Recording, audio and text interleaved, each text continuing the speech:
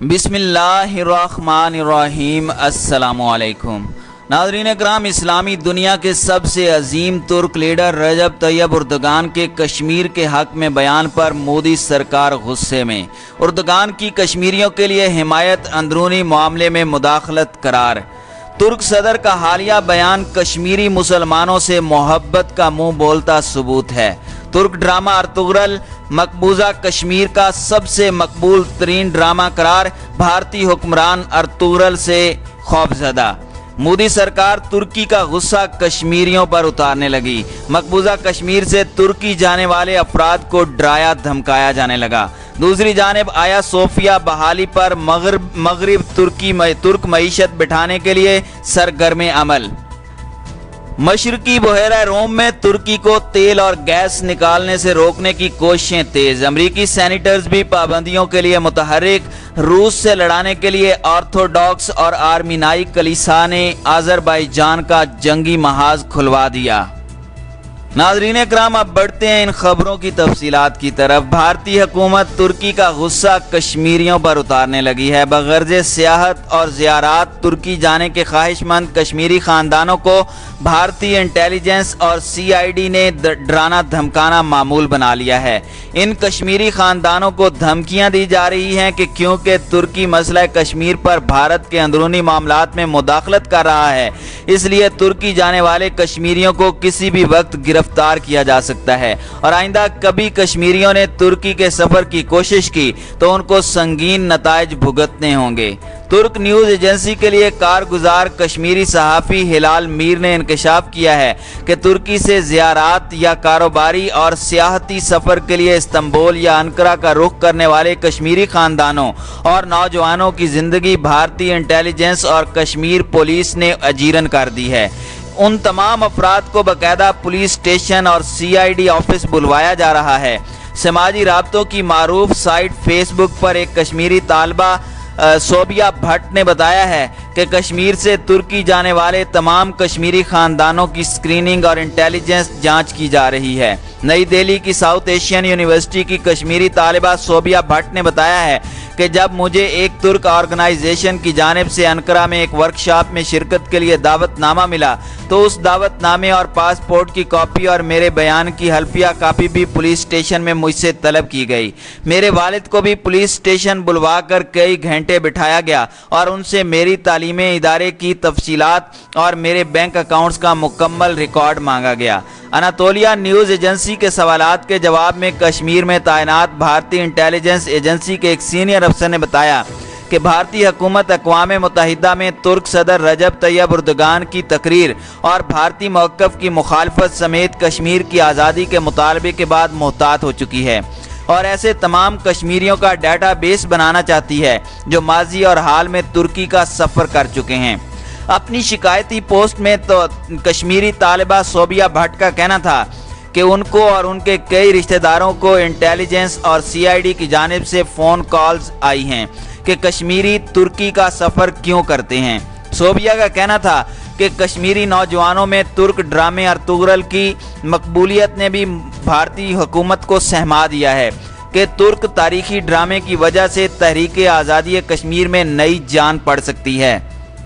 कश्मीरी सहाफ़ियों ने पुलिस और CID समेत इंडियन इंटेलिजेंस ब्यूरो से इस्तफसार किया कि गुज़श्ता 2-3 बरस में तुर्की का सफ़र करने वाले कश्मीरी ख़ानदानों को पूछगछ के लिए क्यों बुलवाया जा रहा है, तो मुतल्लिका इदारों का मौक़िफ़ था कि यह मामूल की तफ्तीश है क्योंकि उन्हें नई दिल्ली से ऑर्डर मिला है कि तुर्की की जानिब से पाकिस्तान और तहरीक आज़ादी कश्मीर की हिमायत के बाद इन तमाम कश्मीरियों की स्क्रीनिंग का अमल तेज़ और सख्त कर दिया जाए जिन्होंने गुज़श्ता 5 बरसों में कश्मीर से तुर्की का सफ़र किया है। तुर्क न्यूज़ एजेंसी अनातोलिया की रिपोर्ट में कश्मीरी खातून शाजिया बख्शी के ट्वीट्स का तज़किरा किया गया है जिसमें शाजिया बख्शी ने तस्दीक की है कि उनकी फैमिली का कश्मीर से तुर्की का सफ़र अज़ाब बन चुका है।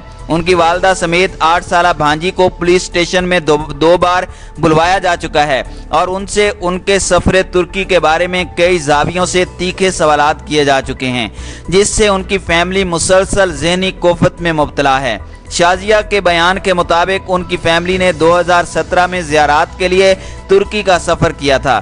शाजिया का मजीद कहना था کہ ان کے گھر CID کے کئی افسر آ چکے ہیں۔ اناتولیا نیوز ایجنسی سے انٹرویو میں کشمیری صحافی آکاش حسن نے بتایا کہ وہ سری نگر میں مقیم ہیں۔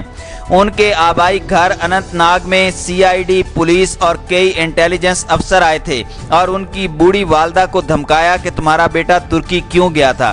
آکاش حسن کا کہنا تھا کہ انہوں نے صرف اسی پر بس نہیں کیا بلکہ گاؤں کے سربراہ سے میرے بارے میں الگ انٹرویو کیا کہ میں کون ہوں، کیا کرتا ہوں اور ترکی جانے کا میرا کیا مقصد ہو سکتا ہے۔ آکاش حسن نے اناتولیا نیوز ایجنسی کو بتایا کہ ان کا ترکی جانے کا مقصد ترک یونیورسٹی میں ماسٹرز ڈگری پروگرام میں تعلیم کے لیے داخلہ لینا تھا، لیکن 2 ماہ کے اندر ہی کرونا پھیلنے کے بعد یونیورسٹی بند ہو گئی اور میں واپس مقبوضہ کشمیر آ گیا، لیکن بھارتی انٹیلیجنس نے مجھے ریڈار پر رکھا ہوا تھا۔ انہوں نے مجھے اپروچ کیا۔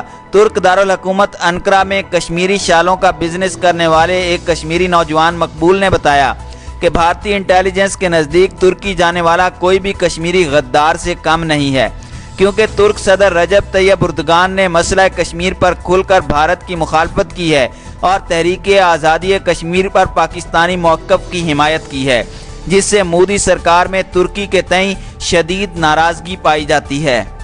ناظرین کرام، واضح رہے کہ بھارتیوں کی پاکستان دشمنی کا ایک اندازہ اس خبر سے بھی لگایا جا سکتا ہے کہ جب پاکستان نیوی کے لیے ترک حکومت نے 4 بحری جنگی جہاز بنانے کا معاہدہ کیا تو بھارتی فوجی تجزیہ نگار اور سابق افسر میجر گورو آریہ نے ٹویٹ میں ترک صدر رجب طیب اردگان کو مخاطب کر کے طنز کیا تھا کہ پاکستان سے بحری جہازوں کی رقم پیشگی وصول کر لی جائے ورنہ بعد میں یہ رقم نہیں ملے گی۔ اس کے جواب میں ترک رکن پارلیمنٹ علی شاہین نے گورو آریہ کو منہ توڑ جواب دیا کہ آپ رقم کی ادائیگی کے لیے پریشان نہ ہوں، پاکستان تحریک خلافت کے دوران ہی اس کی ادائیگی کر چکا ہے۔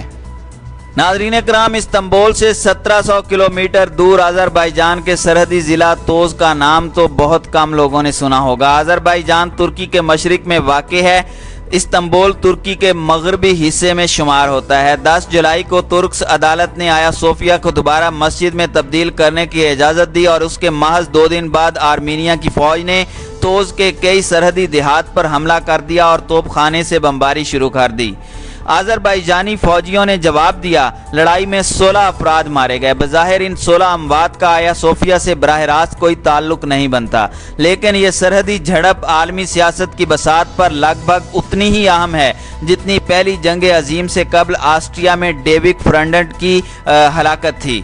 ناظرین کرام، بین الاقوامی میڈیا میں آرمینیا کا ذکر عام طور پر صرف اس من گھڑت الزام کے حوالے سے آتا ہے کہ سلطنت عثمانیہ نے آرمینیا کے لوگوں کا قتل عام کیا تھا، تاہم حقیقت میں آرمینیا کی پہچان شدت پسند عیسائی ریاست کی ہے جو بالخصوص ترک دشمن ہے۔ یہاں کی 94.8% آبادی عیسائی ہے اور دوسرے مذاہب کی آزادیاں سلب ہیں۔ آرمینیا کی شدت پسندی پر Armenia secrets of Christian terrorist state کے عنوان سے سیموئل ویمز ایک کتاب لکھ چکے ہیں جس میں بہت سے حقائق سامنے لائے گئے ہیں۔ یہاں چرچ مضبوط ترین ادارہ ہے۔ آذربائیجان ترکی کا روایتی اور تاریخی حلیف ہے، جبکہ آرمینیا کو روایتی طور پر روس کی حمایت حاصل ہے۔ عالمی سیاست میں ترکی اور روس اگر قریبی اتحادی نہیں تو حریف بھی نہیں ہیں۔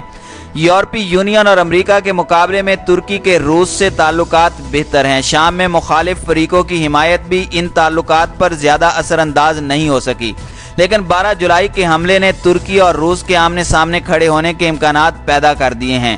بعد کے واقعات نے ثابت کیا کہ اس شرانگیزی کا مقصد آیا صوفیہ کے معاملے میں روس کو ترکی کے خلاف کھڑا کرنا تھا۔ استنبول میں واقع آیا صوفیہ کو دوبارہ مسجد میں تبدیل کرنے پر ترکی کے خلاف شروع ہونے والی یہ واحد سازش نہیں۔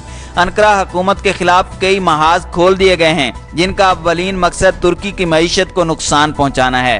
استنبول میں واقع آیا صوفیہ کبیر جامع شریف کے دوبارہ مسجد میں تبدیل ہونے پر ترکی کے خلاف جو ماحول پیدا کیا جا رہا ہے وہ صلیبی جنگوں کی یاد دلاتا ہے۔